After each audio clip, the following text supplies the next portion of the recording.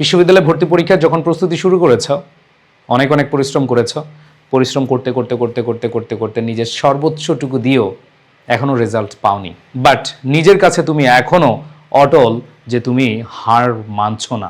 প্রাণপ্রিয় হার না মানা শিক্ষার্থী, আশা করি অনেক অনেক অনেক অনেক আশা এবং প্রত্যাশা নিয়ে এই ভিডিওটি দেখতে আসছো। প্রাণপ্রিয় শিক্ষার্থীরা, যে বিশ্ববিদ্যালয়ে ভর্তি পরীক্ষা দিয়েছ, সেই বিশ্ববিদ্যালয়ে ধারে কাছে গিয়েও তুমি নিজের আসনটি নিজের করে নিতে পারোনি।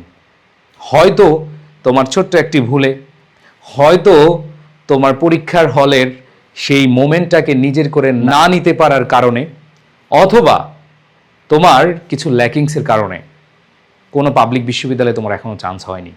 বাট তোমার জন্য একটা সুবর্ণ সুযোগ এখনও হাতছানি দিচ্ছে। অনেক শিক্ষার্থী হতাশ। আমি জানি আমার এই কথাগুলো তোমাদের কাছে অনেক বেশি তিক্ত লাগবে, ভালো লাগবে না। বাট মনে রাখবা, আল্লাহ রাব্বুল আলামিন পরিশ্রমী এবং ধৈর্যশীলদেরকে অনেক বেশি পছন্দ করেন। তিনি যখন দেবেন তখন হয়তো তুমি ভাবতেও পারবে না যে এত কিছু তুমি কিভাবে পাচ্ছ। সো প্রাণপ্রিয় শিক্ষার্থীরা, তোমরা যারা পরিশ্রম করছো, তোমাদের সবার উদ্দেশ্যে বলবো, যারা আমাদের পেইড কোর্স বিভিন্ন কোর্সে আছো, তোমাদের সবার উদ্দেশ্যে বলবো, যেহেতু হার মানছো না নিজের সাথে, এই হার না মানা যোদ্ধা হিসেবে নিজেকে আরেকটু বিলিয়ে দাও পরিশ্রমের সেই মহাযুদ্ধে। প্রাণপ্রিয় শিক্ষার্থীরা, তোমরা যারা গুচ্ছ বিশ্ববিদ্যালয়কে টার্গেট করছো, তোমাদের উদ্দেশ্যে কিছু বলে দিতে চাই, তোমাদের উদ্দেশ্যে কিছু বলতে চাই যে পাবলিক ইউনিভার্সিটিতে পড়ার স্বপ্ন দেখেছো, সেই স্বপ্নটাকে ভেঙে যেতে দিও না। শুধু পাবলিক ইউনিভার্সিটি নয়, একটা টপ সাবজেক্টে পড়ার ইচ্ছা পোষণ করো। আমরা কয়েকদিন আগে বরিশাল বিশ্ববিদ্যালয়ের সংবর্ধনা দিতে গেছিলাম। সেখানে অনেক শিক্ষার্থীদের ভাষণ শুনে মনে হলো যে শিক্ষার্থীরা ওই গুচ্ছ অধিভুক্ত বিশ্ববিদ্যালয় এমনভাবে টার্গেট করেছিল এবং এমনভাবে পড়েছিল তার পছন্দের সাবজেক্টই পড়বে।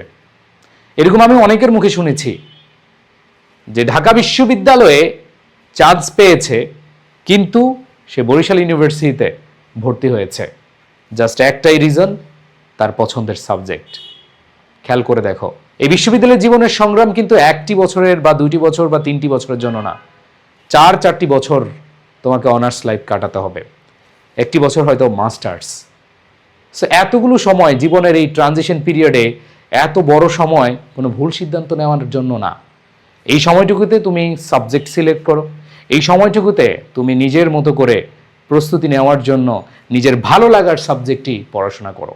আমাকে অনেক শিক্ষার্থী বলে যে ভাইয়া, আমি অমুক বিশ্ববিদ্যালয়ে চান্স পেয়েছি, সাবজেক্ট হচ্ছে এইটা, অমুক বিশ্ববিদ্যালয়ে চান্স পেয়েছি, সাবজেক্ট হচ্ছে ওইটা। তা আমি যখন তার কথা শুনি, আমি যদি আমি একবারে টপ ইউনিভার্সিটির কথা বলি, আমি তাদেরকে সবসময় বলি সাবজেক্ট ম্যাটার। তুমি যেই সাবজেক্টে পড়ছো সেই সাবজেক্টটা অবশ্যই তোমার ভালো লাগাতে থাকতে হবে, তোমার অবশ্যই প্যাশনের মধ্যে থাকতে হবে।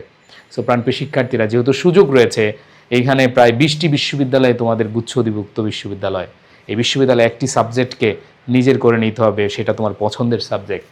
সেজন্য তোমাকে অনেক সুযোগ দেওয়া হয়েছে।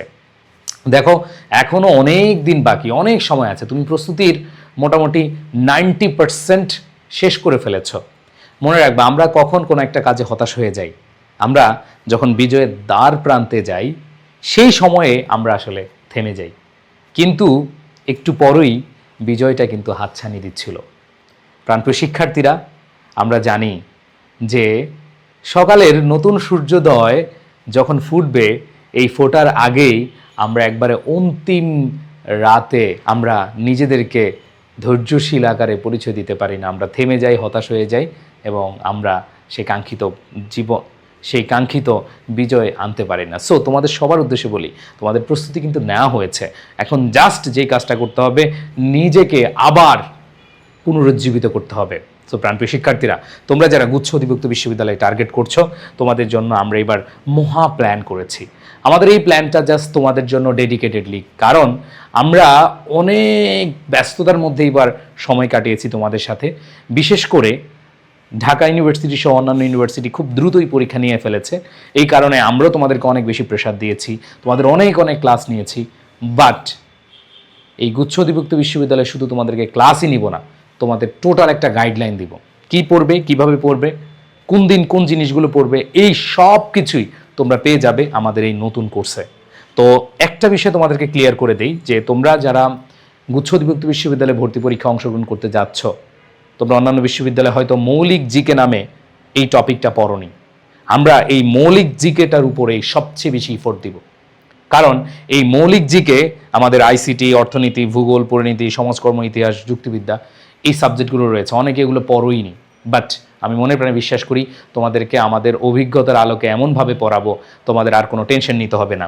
এরপরে বাংলা, ইংরেজি এবং যে জিকেটা আছে, গত বছর একটু প্যাটার্নটা চেঞ্জ করেছে, এই জন্য আমরা জিকেটাও রেখেছি, মৌলিক জিকেটাও রেখেছি, দুইটা পার্টি রেখেছি। এরপরে দেখো 40 দিনের যে গোছানো ক্লাস ও ডেইলি এক্সাম, ওই যে বললাম তোমাদের গাইডলাইন, শুধু তুমি পড়াশোনা করবে এমন না, তোমাদেরকে 40 ডেজের মধ্যে একটা সাহসী এবং ভয়ঙ্কর সৈনিক বানাবো, যেই সৈনিকের আশেপাশে কেউ দাঁড়াতে পারবে না। সেইভাবে আমরা প্ল্যান করেছি। আমাদের জিএসটি 1 শেষ হয়েছে, আমরা 1-এর আর্কাইভ ক্লাসগুলো দিব, ম্যাথ আইকিউর 5টি রেকর্ডেড ক্লাস তোমরা পাবা ফ্রি হিসাবে। এরপরে তোমাদের যদি বলি যে আমাদের এই কোর্স ফিটা কত, এই কোর্স ফিটা আমরা 1499 টাকায় রাখছি।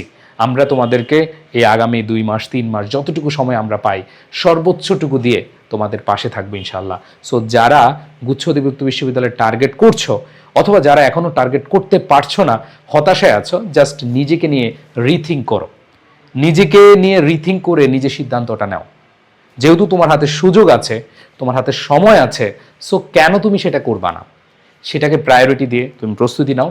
ইনশাল্লাহ ইনশাল্লাহ আল্লাহ উত্তম পরিকল্পনাকারী, তিনি তোমার জন্য অনেক অনেক ভালো কিছু রেখেছেন। তোমার পছন্দের সাবজেক্টটা পড়ার জন্য অনেক বেশি পরিশ্রম করতে হবে। সো সবাই ভালো থাকবে, সুস্থ থাকবে। যারা এনরোল করতে চাও আমাদের এডুকেশন পেজে নক দিয়ে এনরোল করে নাও এবং দ্রুত এনরোল করে নাও, তাহলে তোমরা এখন থেকে ক্লাসগুলো শুরু করে দিতে পারবে। এরপর আমরা রুটিন ওয়াইজ যখন ক্লাস দিব তখন তোমরা খুব স্বস্তি ফিল করবে, তোমাদের অনেক বেশি ভালো লাগবে। সো দ্রুত এনরোল করে নাও, দেখা হবে তোমাদের সাথে বিজয়ের মঞ্চে। আর আরেকটা বিষয়, আমাদের অনেক স্টুডেন্ট চান্স পাচ্ছে, আমরা কিন্তু পেজে প্রমোশন করছি না, এটা আমাদের সব সময় হয়ে থাকে। বিগত 5টি বছর আমরা এইভাবেই চালিয়ে যাচ্ছি।